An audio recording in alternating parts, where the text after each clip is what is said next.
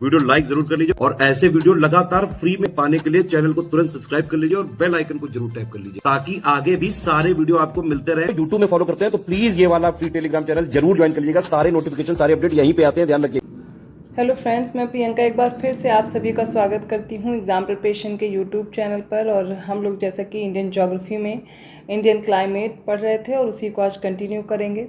अगर आप न्यू हैं इस चैनल पर तो आपकी जानकारी के लिए बताना चाहूँगी, क्लास डेली दोपहर 1 बजे आती है जिसमें आप जीएस सेक्शन मेरे साथ कवर कर सकते हैं। अभी ज्योग्राफी की क्लासेस चल रही हैं जो कि अभी इंडियन ज्योग्राफी कंप्लीट होने वाली है और इसके बाद हम लोग अदर सब्जेक्ट्स भी स्टार्ट करेंगे। साथ में रात को 9 बजे आप मेरे साथ जुड़ करके टेस्ट सीरीज सॉल्व कर सकते हैं, प्रैक्टिस कर सकते हैं क्वेश्चंस की। हर सब्जेक्ट को लेकर के मैं 5 मिनट क्वेश्चन सॉल्व करा रही हूँ। तो साइंस के कंप्लीट हो चुके हैं और अब हम लोग इसके बाद पॉलिटी स्टार्ट कर चुके हैं। इसके साथ साथ अगर आप अदर कम्पिटिटिव एग्ज़ाम की भी प्रिपरेशन करना चाहते हैं, जैसे कि आरओ री एग्ज़ाम होने वाला है, यूपी पीसीएस का, इलाहाबाद हाई कोर्ट का आरओ का एग्ज़ाम है और एग्रीकल्चर की यूपीपीएससी के थ्रू कुछ वैकेंसीज आई हैं उनके लिए। तो किसी भी नए एग्ज़ाम की अगर आप प्रिपरेशन करना चाहते हैं लेटेस्ट ट्रेंड और पैटर्न के आधार पर, तो मैंने डिस्क्रिप्शन बॉक्स में मेंशन कर दिया नंबर, आप कॉल करके या व्हाट्सएप मैसेज करके जानकारी ले सकते हैं। और स्टडी फॉर सिविल सर्विसेज के पेड कोर्स से जुड़ सकते हैं जहां पर आपको फुल स्टडी मटेरियल प्रोवाइड किया जाएगा। कम समय में बेहतर ढंग से प्रिपरेशन के लिए आप ज्वाइन कर सकते हैं।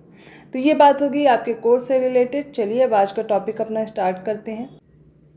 जलवायु में लगभग चीज़ें हम लोग क्लियर कर चुके हैं, जो बाकी फैक्ट्स बचे हुए हैं वो मैं कंप्लीट करा रही हूँ।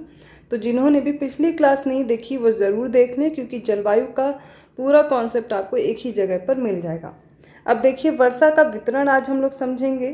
भारत में जो औसत वार्षिक वर्षा है लगभग 125 सेंटीमीटर है, लेकिन अलग अलग क्षेत्र में आप देखेंगे कुछ विभिन्नताएं पाई जा रही हैं। ये एक एवरेज आपको वार्षिक वर्षा बताई गई है जो कि 125 सेंटीमीटर है। कुछ जगहों पे अधिक वर्षा होती, कहीं पे मध्यम, कहीं पर निम्न और कहीं पर बिल्कुल भी नहीं होती। बहुत से क्षेत्र ऐसे हैं जहाँ बारिश की बहुत कमी है, ना के बराबर होती है। तो इन्हीं क्षेत्रों को आज हम लोग जानेंगे, जिसमें सबसे अधिक वर्षा वाले क्षेत्र की अगर बात करूँ तो इसमें सबसे ज़्यादा होगा जहाँ पर वर्षा, वो है पश्चिमी तट, जो पश्चिमी घाट का पश्चिमी तट है, ठीक है। और उसके साथ साथ उत्तर पूर्व के उप हिमालयी क्षेत्र हैं, मेघालय की पहाड़ियाँ हैं और यहाँ पर कितनी बारिश होती है, 200 सेंटीमीटर से भी ज़्यादा होती है। खासी और जयंतिया पहाड़ियों के कुछ भागों में वर्षा 100 सेंटीमीटर से भी अधिक है। ब्रह्मपुत्र घाटी और इसके निकटवर्ती पहाड़ियों पर वर्षा कितनी होती है, 200 सेंटीमीटर से भी कम होती है। तो कहीं पर आप देखेंगे उत्तर पूर्वी क्षेत्र में वार्षिक वर्षा 200 सेंटीमीटर से ज़्यादा है, कहीं पर 100 सेंटीमीटर से अधिक, तो कहीं पर 200 सेंटीमीटर से कम भी है। तो आप इसमें देख सकते हैं, इसमें ब्रह्मपुत्र घाटी और उसकी निकटवर्ती पहाड़ियाँ आती हैं जहाँ पर 200 सेंटीमीटर से कम है। लेकिन उसी जगह पर मेघालय वाले क्षेत्र में आप देखेंगे 200 सेंटीमीटर से ज़्यादा है। पश्चिमी तट है जो पश्चिमी घाट का, वहाँ पर भी बारिश की मात्रा बहुत ज़्यादा है। फिर मध्यम वर्षा वाले क्षेत्र देखे जाएँ तो यहाँ पर गुजरात का दक्षिणी भाग आएगा, पूर्वी तमिलनाडु है, उड़ीसा सहित उत्तर पूर्वी प्रायद्वीप है, झारखंड, बिहार, पूर्वी एमपी, उप हिमालय के साथ लगा हुआ जो गंगा का उत्तरी मैदान है, कछार घाटी और मणिपुर में वर्षा 100 से 200 सेंटीमीटर के बीच में होती है। तो आप देखते रहिए कि वर्षा का वितरण किस क्षेत्र में कितना है। देखिए, ये आप ऐसे भी आइडिया लगा सकते हो कि मानसून सबसे पहले कहाँ एंटर करता है। आप देखेंगे पश्चिमी घाट का जो पश्चिमी तट है, तो ज़्यादा बारिश कहाँ पर होगी, वहाँ पर। फिर मानसून आप देखते हैं आगे बढ़ करके जब उत्तर पूर्वी भाग में पहुँचेगा तो मेघालय में छोटी छोटी पहाड़ियाँ हैं, उन्हीं में घूम करके रह जाता है मानसून और फिर वहाँ पर हिमालय से टकरा कर उत्तर पश्चिम की ओर चल देता है। तो इसके लिए आपको क्या देखना है, जब वहाँ पर टकराएगा सबसे पहले तो वार्षिक वर्षा वहाँ पर भी ज़्यादा होगी। तो जो उत्तर पूर्वी क्षेत्र वहाँ पर बारिश बहुत ज़्यादा होती है। धीरे धीरे जब उत्तर पश्चिम की ओर मानसून बढ़ता जाएगा तो क्या होगा, इसमें नमी की मात्रा घटती जाएगी। तो आगे के क्षेत्रों में वार्षिक वर्षा क्या होगी, 200 सेंटीमीटर से कम होने लगेगी। 200 से कम हुआ 100 सेंटीमीटर से कम, फिर 100 से आप देखेंगे 70, 70 से 50 और 25 सेंटीमीटर। इस तरीके से आप इसको डिवाइड करके पढ़ सकते हो। तो क्षेत्र भी आपको समझ में आ जाएगा इस तरीके से। अब न्यून वर्षा वाले क्षेत्र की अगर बात की जाए तो इसमें पश्चिमी उत्तर प्रदेश आएगा, दिल्ली है, हरियाणा है, पंजाब है, जम्मू कश्मीर है, पूर्वी राजस्थान है, गुजरात, दक्कन के पठार और 50 से 100 सेंटीमीटर के बीच यहाँ पर बारिश होती है। अपर्याप्त वर्षा के क्षेत्र कौन कौन से हैं, प्रायद्वीप के कुछ भागों जैसे विशेष रूप से आंध्र प्रदेश है, कर्नाटक है, महाराष्ट्र में है, लद्दाख और पश्चिमी राजस्थान के अधिकतर भागों में 50 सेंटीमीटर से भी कम बारिश होती है। एक बार मैप के ज़रिए से बताती हूँ तो समझ में आ जाएगा। देखिए जब मानसून एंटर करता है तो सबसे पहले इन क्षेत्रों में पहुंचेगा। तो यहाँ पर आप देखेंगे जो सबसे ज़्यादा बारिश का क्षेत्र है तो ये हो गया ना। तो यहाँ पर 200 सेंटीमीटर से ज़्यादा बारिश है, 300 सेंटीमीटर तक भी होती है, ठीक है। अब इसके बाद ये वाली आप शाखा देख रहे हैं ना, ये यहाँ पर पहुँचेगी। इस क्षेत्र में बारिश की मात्रा बहुत ज़्यादा है, 200 से 300 सेंटीमीटर, उससे भी अधिक देखने को मिलेगी। लेकिन इसके बाद जब मानसून उत्तर पश्चिम की तरफ मुड़ना शुरू होता है तो यहाँ पर क्या होगा, फिर 100 सेंटीमीटर से कम। इसके बाद आप देखेंगे 75 सेंटीमीटर से भी कम, और आगे बढ़ने पर यहाँ पर बारिश की मात्रा आप देखेंगे नमी बिल्कुल ख़त्म होती जाती है और इन क्षेत्रों में बहुत कम या नाम मात्र की ही बारिश हो पाती है। और यहाँ पर भी जब ये वाली जो शाखा एंटर करती है मानसून की, ये भी देखिए यहाँ पर ये पहाड़ियों के समानांतर है, इस वजह से यहाँ पर ये टकराती भी नहीं है और आगे जाकर के इस क्षेत्र में बारिश होती है। और ये जो पश्चिमी वाला क्षेत्र है यहाँ पर बारिश नाम मात्र की होती है या नहीं भी होती है। तो ये सूखा रीजन, यहाँ पे आप डेजर्ट भी देखने को पाते हैं, बारिश की मात्रा बहुत कम है। इसके अलावा आप लद्दाख वाले रीजन में भी देखेंगे यहाँ पर बारिश नहीं होती। अब इधर क्षेत्र में बारिश होने की वजह से यहाँ पे आप देखेंगे वृष्टि छाया प्रदेश, अर्थात यहाँ पर भी बारिश नहीं होती है। तो आपने अभी क्षेत्र पढ़ा ना कि महाराष्ट्र, आंध्र प्रदेश, कर्नाटक के कुछ भागों में भी बारिश नहीं होती है। वो यहाँ पर आपने जब मानसून समझा है तो पिछली क्लासेस बहुत अच्छे से देखिए, समझ में आएंगी चीज़ें। मैप पे मैंने इसीलिए डिस्क्राइब कर दिया है। मौसम और जलवायु हम लोग इतने दिन से पढ़ते आ रहे हैं, तो आज फिर से एक बार डिफरेंस अच्छे से समझ लीजिए। मौसम और जलवायु में डिफरेंस समझने के लिए सबसे पहला जो पॉइंट दिया गया है आपको कि मौसम में किसी सीमित क्षेत्र की वायुमंडलीय दशाओं की लघु अवधि, प्रायः एक दिन या एक सप्ताह, इसमें अध्ययन किया जाता है इतने समय का। लेकिन जलवायु क्या होता है, बड़े क्षेत्र की लंबी अवधि की मौसम संबंधी दशाओं में औसत समय का अध्ययन किया जाता है। तो मौसम किसी भी क्षेत्र में, सीमित क्षेत्र में आप देखेंगे किसी दिन में, किसी समय में, या साप्ताहिक भी ले सकते हैं, महीने में भी ले सकते हैं, जो दशाएं होती हैं उनके अध्ययन को मौसम कहा जाता है। लेकिन जलवायु समझने के लिए एक बड़े क्षेत्र में और एक लंबी अवधि में जो दशाएं रहती हैं उन्हें क्या कहा जाएगा, जलवायु कहा जाएगा। मौसम वायुमंडलीय तत्वों जैसे कि तापमान है, आर्द्रता है, इनमें से किसी में से भी एक से भी प्रभावित हो सकता है। जलवायु वायुमंडल के विभिन्न तत्वों के संयुक्त प्रभाव से ही प्रभावित हो सकता है। मौसम छोटे छोटे कारकों से भी अफेक्ट हो सकता है, जैसे तापमान है, आर्द्रता है, इन सभी की वजह से भी प्रभावित होता है। लेकिन जलवायु को प्रभावित करने के लिए आप देखेंगे संयुक्त प्रभाव पड़ता है। जितने फैक्टर्स हम लोगों ने समझे थे, इसमें तापमान हो सकता है, अक्षांश हो सकता है, समुद्र से दूरी हो सकती है, या फिर समुद्र तल से ऊंचाई भी एक कारक होता है। इसका प्रभाव आप देखेंगे, मौसम अक्सर बदलता रहता है, कभी धूप है, कभी छाँव है, कभी बादल है, कभी बारिश है, तो क्षणिक दशाएं हैं। लेकिन जलवायु क्या है, लगभग स्थायी होती है, ठीक है।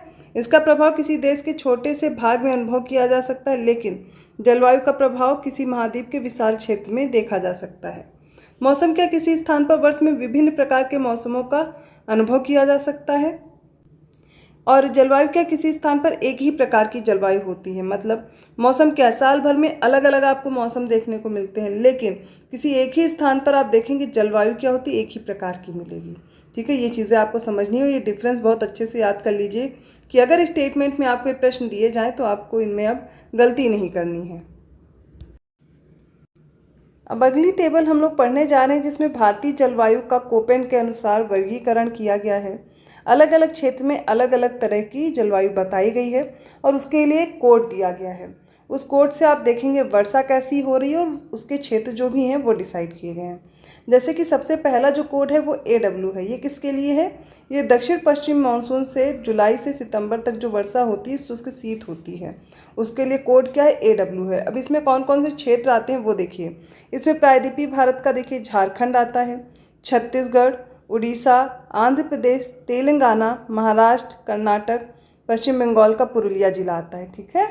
और AMW देखिए, इसमें दक्षिण पश्चिम मानसून के समय 200 सेंटीमीटर से अधिक बारिश होती है। वहाँ पर इसको किस कोड से डिनोट करेंगे, AMW से। इसमें कौन कौन सा क्षेत्र आएगा, कोंकण क्षेत्र है, मालाबार तट है, ठीक है, बैलमाहुआ क्षेत्र है, तमिलनाडु का पठार है, मिजोरम और त्रिपुरा का दक्षिण क्षेत्र है। नेक्स्ट है AS, इसको डिनोट किया गया औसत वार्षिक वर्षा, जहाँ पर 75 से 100 सेंटीमीटर होती है। कुल वर्षा का 75% जो होता है वो सितंबर से दिसंबर में प्राप्त होता है, ठीक है। तो कोरोमंडल तट के सहारे जो पतला सा क्षेत्र है वो AS वाले कोड में आएगा। फिर है BSHW, इसमें स्मॉल w है। ये भी आप देखते चलिएगा कि कैसे नोट किया गया, ये नहीं कि अपने आप AW है तो A कैपिटल में W, जैसा है एज इट इज़ आपको यही कोड आपको याद करने हैं। तो यहाँ पर क्या होगा, मौसमी वर्षा जो होती है गर्मी में वो वाला क्षेत्र आएगा कर्नाटक, तमिलनाडु, पूर्वी राजस्थान, गुजरात, दक्षिण पश्चिम हरियाणा के वर्षा छाया क्षेत्रों के रूप में ये आता है। फिर CWG है जिसमें 40 सेंटीमीटर से भी नीचे बारिश होती है, वो थार का मरुस्थल है। ठीक है, अगला DFC है जिसमें 200 सेंटीमीटर से अधिक बारिश होती है और अभी हम लोगों ने देखा था जहाँ पर वार्षिक वर्षा बहुत है, सिक्किम, अरुणाचल प्रदेश, असम, त्रिपुरा, मिजोरम, ये वाले क्षेत्र आएंगे। फिर E, कैपिटल E से डिनोट किया गया है पर्वतों के किनारे पर कम वर्षा वाले खुले ढालों पर भारी वर्षा जो होती है। और जम्मू कश्मीर के ऊंचे पर्वतीय क्षेत्र आएंगे, इसमें हिमाचल प्रदेश आएगा और उत्तराखंड। लास्ट है ET, ये लद्दाख, कश्मीर, हिमाचल प्रदेश, उत्तराखंड के जो अधिक ऊंचाई वाले क्षेत्र हैं वो इसमें आ जाएंगे। तो ये आपको ये भी लिस्ट याद करनी है। मैच द फॉलोइंग में दे दिया जाता है, कोड दे करके क्षेत्र दे दिए जाते हैं या फिर आपको वर्षा दे दी जाती है। तो इनको बहुत अच्छे से प्रिपेयर करिए। मैप में भी आपको देखना है,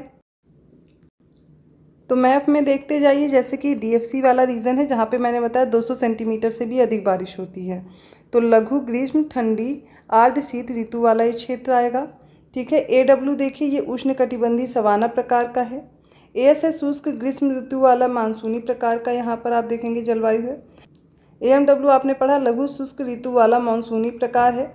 फिर यहाँ पर देखिए BSHW है, ये अर्ध शुष्क स्टेपी जलवायु प्रकार का है।